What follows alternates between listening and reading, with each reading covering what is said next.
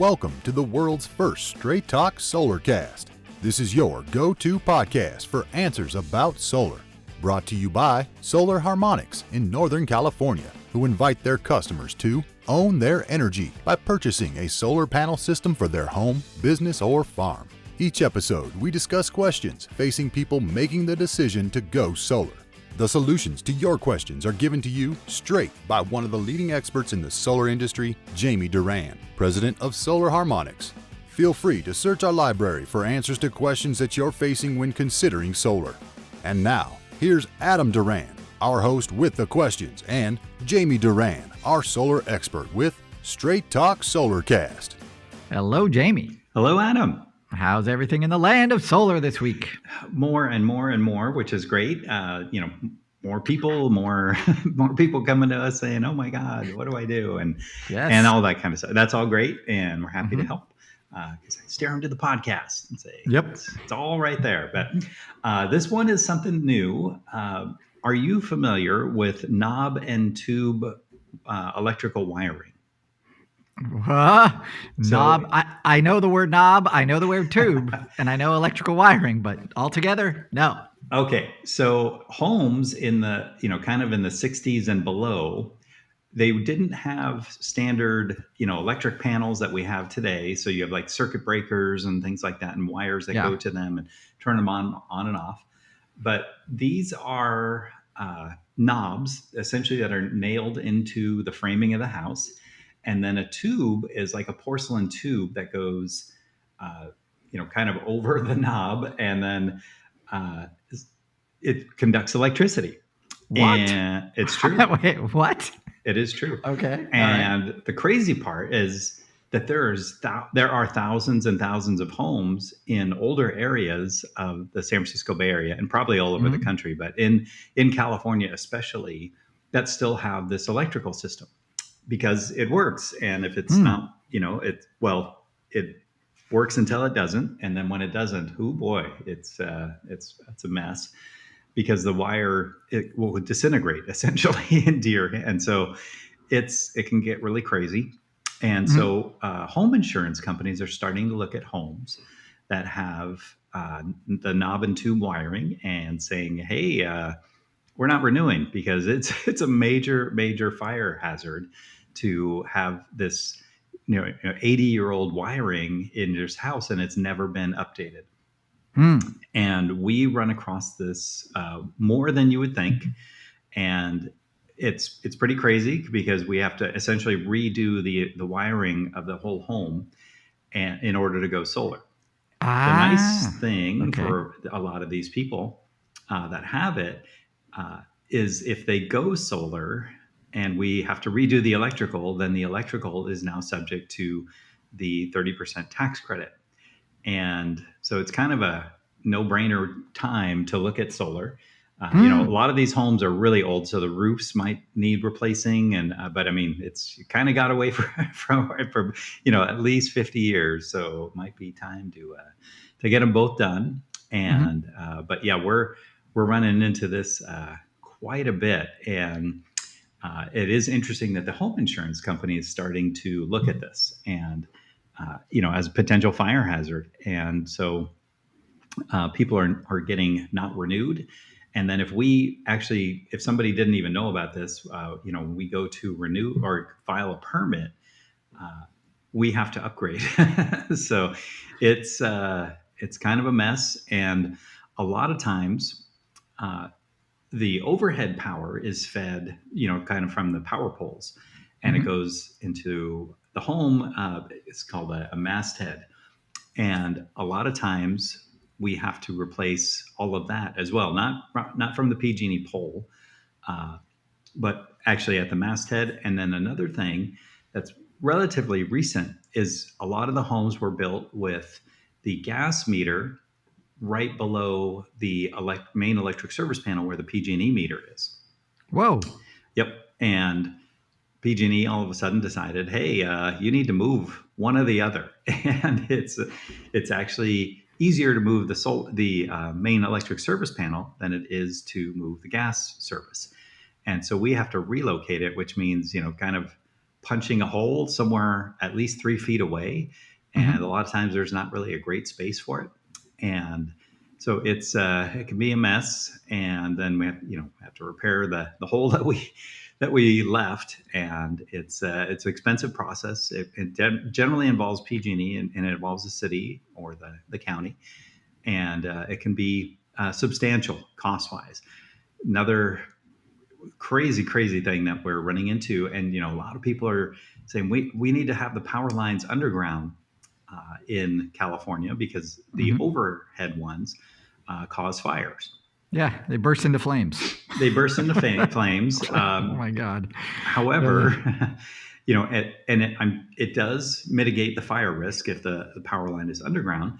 But we have another issue, and that is, if we have to upgrade the service at someone's home, and then say they have an electric car or several electric cars, and they have to go with a heat pump, which is coming. These regulations are coming really soon, and for any reason we have to relocate their service panel, or if they have a service panel called Zinsco, it's Zinsco, and anyone can, within the sound of my voice, can check their service panel, and it's just by opening up the kind of the breaker box there on the side of the house. And if that breaker box says Zinsco, that one it has a high risk of fire danger, and so it should be replaced. And the reason I'm bringing all these up is because these are all perfect times that people should be looking at going solar, adding electric vehicle outlet, kind of getting their home ready for the next 50 years. But in 50 years, we don't know what's going to happen. But these homes that I was mentioning that have the power lines underground, a lot of them have 100 amp service, which is really small. And at the time, the builders were just like today, they put in the very minimum. And if now someone needs 200 amp service, say they're putting in a hot tub or a swimming pool or electric vehicle, anything really substantial, even a bigger air conditioner, that means we have to upgrade from the street. And upgrading from the street means trenching. And trenching a lot of times means going through the driveway, going through the sidewalk, going all the way to the street with a jackhammer and breaking up the concrete, going to the PG&E box, upgrading, changing out the wire, and then refilling everything in. And as you can imagine, not an inexpensive process, nor is it fast. We have to involve PG&E throughout that whole process. And in general, we tell people, kind of the minimum is 6 months. Let's be ready for 18 months is how long it's going to take for all of this. So if you're looking at buying a older home, these are all things you need to keep in mind, because chances are, you're going to want modern things, and modern things use electricity and use a lot of electricity. And so if the furnace is 30 years old as well, and it looks like you're going to be, upgrading that, and you need to upgrade to a heat pump that runs on electricity, it's going to be a good idea to really look at what is going into the home. If you have the knob and tube, plan on an upgrade, and that can be anywhere, $3,000 to $25,000. So it can get really crazy. It's crazy because we have to pull all new wire. As I mentioned right in the beginning, if the wire is disintegrating in our hands, like you pick it up and it just falls, like dust in Indiana Jones, obviously it needs to be replaced. And so a lot of might have rodent damage or all kinds of stuff that can go wrong. But yeah, it's a mess. But these are all opportunities to go solar and then have the 30% tax credit help out. Don't they get that 30% tax credit on that work too? If we have to upgrade all of the service, then yes. But if they're not doing that, so we've had plenty of people come to us and say, I need to upgrade my electrical service. I just don't have the money to do solar and electrical together. It's like I said, it's really expensive. And so if they don't do it at the same time, then it's, all of these things, check with your tax professional on how long you have to, like if you did the electrical 1 year and then you do the solar the next year, potentially that could qualify, but this is not tax advice. It's certainly check with your tax professional. Everyone's situation is different, but I thought I would bring it up just because there was an article that I was reading about that a lot of homes in the Bay Area, especially, are not getting approved for insurance. And a lot of people, these are seniors who maybe have inherited these homes, and they, fixed income and so forth, so forth. Unfortunately, it's time for them to sell and move to someplace senior friendly, and let the new owner know that they have a lot of work to do before they can get that dream house in Point Richmond with the view of the bay and all that stuff. That makes living in the Bay Area so much enjoyable. But very important, certainly, especially, some people really want a classic home, or, they really want a home that's close to 100 years old.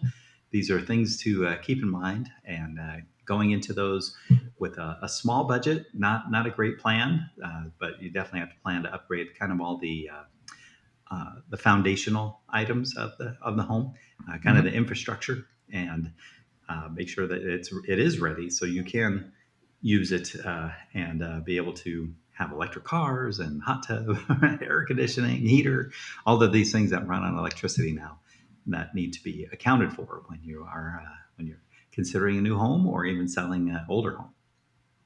Very interesting. Wow.